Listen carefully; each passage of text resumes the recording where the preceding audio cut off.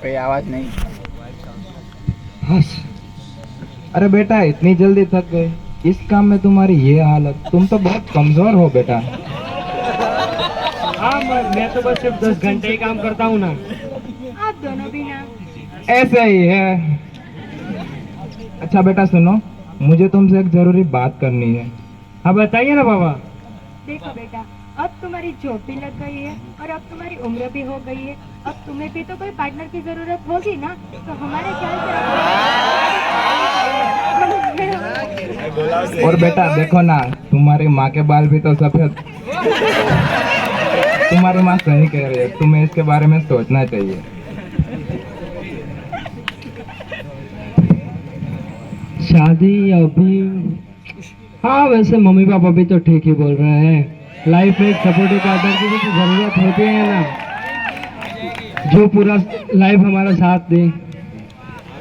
और वैसे भी एक ना एक दिन शादी तो करनी ही है। अमित की मम्मी सविता और उसकी मित्र मनीषा दोनों बात में बोल रहे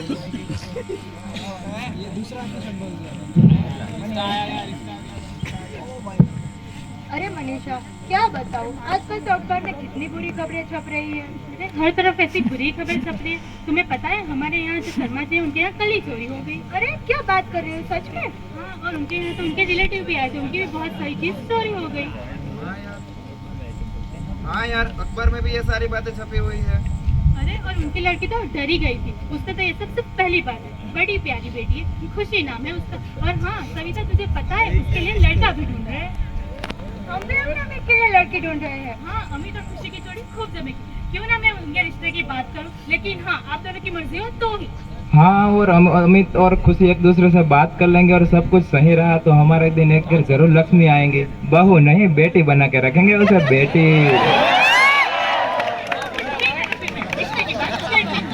खुशी पिलो लेकर घूम रही है और उसके मम्मी पापा आते हैं।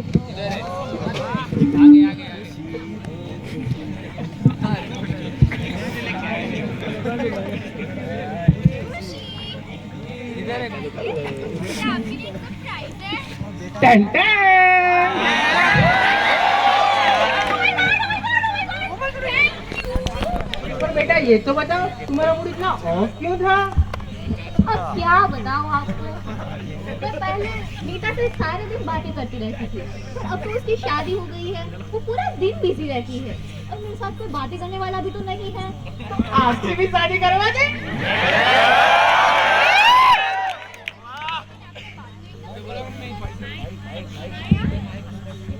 खुशी बेटा, आपको इतनी जल्दबाजी तो नहीं है, लेकिन अब आपकी भी उम्र शादी के लायक हो गई है, तो आपको भी इसके बारे में सोचना चाहिए। और वैसे तुम्हारे लिए एक रिश्ता भी आया है जो मनीषा मासी लेकर आई थी, और मनीषा मासी रिश्ता लेकर आई थी, मतलब रिश्ते में कुछ तो बात जरूर होगी। पर मेरी भी एक शर्त है, अगर मुझे लड़का पसंद आया तभी मैं हाँ बोलूंगी। हाँ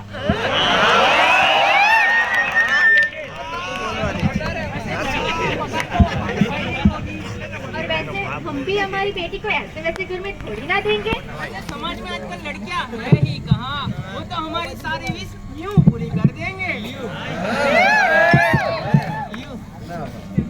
खुशी और अमित एक दूसरे से मिलते हैं, बात करते हैं और एक दूसरे को पसंद भी कर लेते हैं और उसका रिश्ता भी नक्की हो जाता है। और अब तो देखो वो बाग में भी घूम रहे हैं।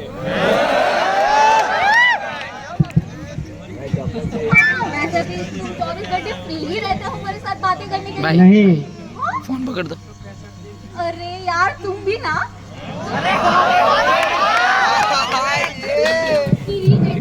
सच में?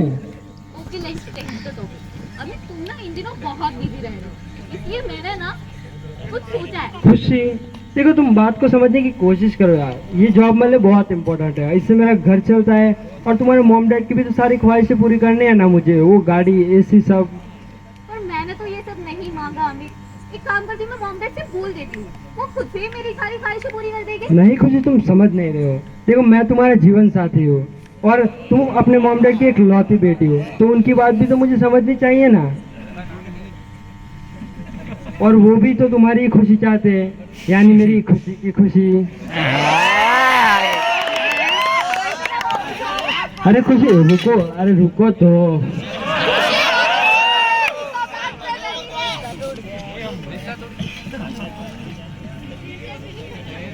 खुशी और उसकी सहेली नीता बात कर रही है।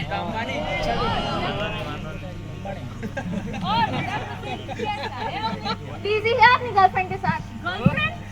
हाँ यार, उसकी जॉब मेरी सौतन। क्या बताओ नीता, अमित पूरे दिन बिजी रहता है और अब तो उसने पार्ट टाइम जॉब भी ढूंढ ली है। फोन पे भी कमी बात करता है। हाँ तो ये तो फिर अच्छी बात है ना। मजाक मत कर यार। ओ भाई मजाक नहीं कर रही हूँ, सच कह रही हूँ। तुझे तो पता है ना, अभिषेक भी अमित की तरह मिडिल क्लास लड़का है, कितना सह रही हूँ। क्या तू ये कर पाएगी? ऑफ कोर्स, क्योंकि अमित मेरे साथ होगा। ओ बदली, ये प्यार व्यार ना शादी के पहले अच्छा लगता है, शादी के बाद तो फॉर्मेलिटी फैसिलिटी ही इम्पोर्टेंट करती है। नीता, वो लोग तो इस घर के लिए भी मांग रहे हैं। सुन, तेरे मम्मी पापा कह रहे हैं, वो ठीक ही कह रहे हैं। ठीक है, चल अब चलते हैं।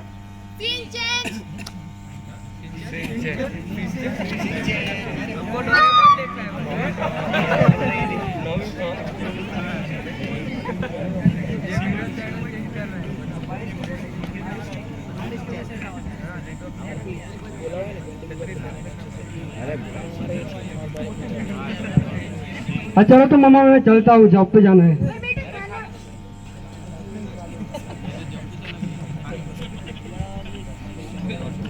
आजकल मेरा बेटा बहुत तकलीफ में रहता है, पता नहीं क्या किया जाए। हाँ बेचारा मेरा लड़का अब तो दो जॉब भी करता है, कितना थक जाता होगा। और ऊपर से ये तरुण भाई और राखी बहन की मांगे पूरी ही नहीं हो रही। मम्मी पापा वो मैं प्रसाद लेके आई थी। हाँ बेटा। अमित अमित ने एक जॉब कर गया है। संडे में जॉब? हाँ, उसने सैटरडे संडे एक और नई जॉब ढूंढ ली। हाँ, ना ठीक से खाता है ना पीता है, बस काम काम और काम।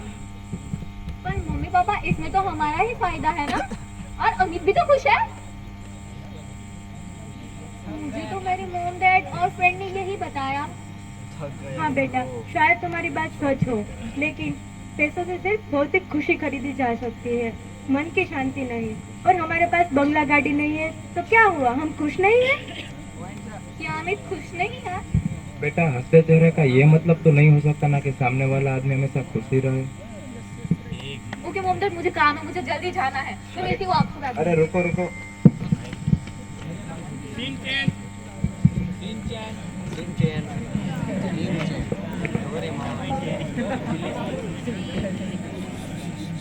चलो, मुझे तुमसे कुछ बात है। अरे पर खुशी, वो मेरा काम। आज जॉब से छुट्टी। अरे यार देखो, वो मेरा काम, वो मेरी जॉब, और हमें साथ में कुछ भी तो रहना है ना। देखो अमित, मुझे पता है इन दिनों तुम इतने बिजी क्यों रह रहे हो। आज तो मुझे सब बता रहे हो, और सच अब बोलो। क्या यार खुशी, देखो मैं तुम्हारा जीवन साथी हूँ, और हमें हर पल एक दूसरे के साथ रहना और खुश भी तो रहना है ना। लेकिन तुम्हारे मॉम डैड की कितनी सारी डिमांड्स है।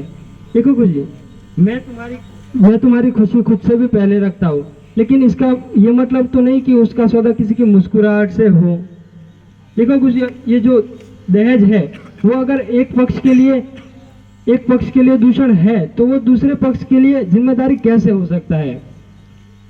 समाज में जो दहेज नामक कुप्रथा है वह सिर्फ लड़कियों के लिए होती है, और जब वो लड़के की बात आती है तो उसे सिर्फ लड़की की जिम्मेदारी जरूरतें पूरी करने का नाम दे दिया जाता है। तो अगर ख्वाहिश लड़की की होती है तो मजबूरी लड़के की भी तो समझिए। चलो छोड़ो, वो मैं थोड़ा ओवर थिंक कर रहा था, वो मैं बस थोड़ा ओवर थिंक कर रहा था। चलो अमित, मुझे सबसे कुछ बातें करनी है। कहाँ जाए, क्या करें?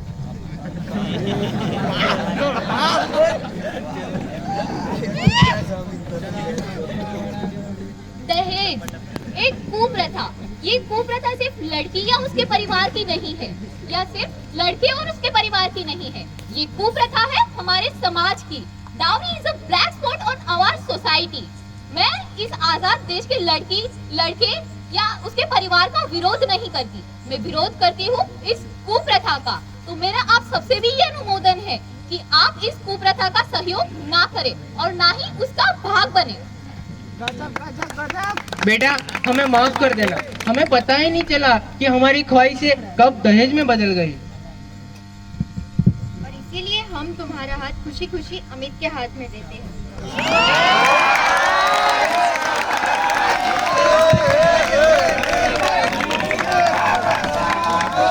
सुनिए, आज के समाज में जो दहेज है वो दोनों के लिए ही सेम थिंग है, चाहे वो लड़का हो या लड़की हो, इससे कोई फर्क नहीं पड़ता। दहेज कुप्रथा है, कुप्रथा थी और कुप्रथा रहेगी। लड़का और लड़की समाज में इक्वल स्थान रखते हैं, दोनों में कंपटीशन नहीं है, दोनों एक दूसरे के सपोर्टिव है।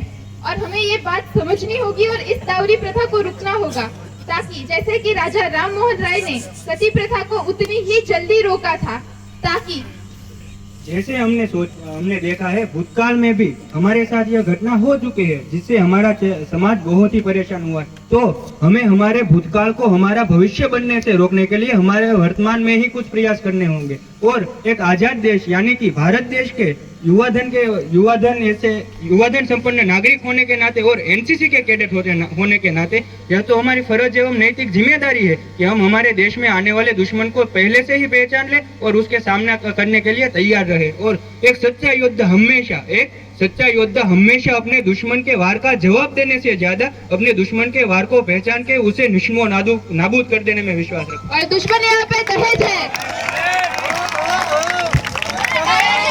कुप्रथा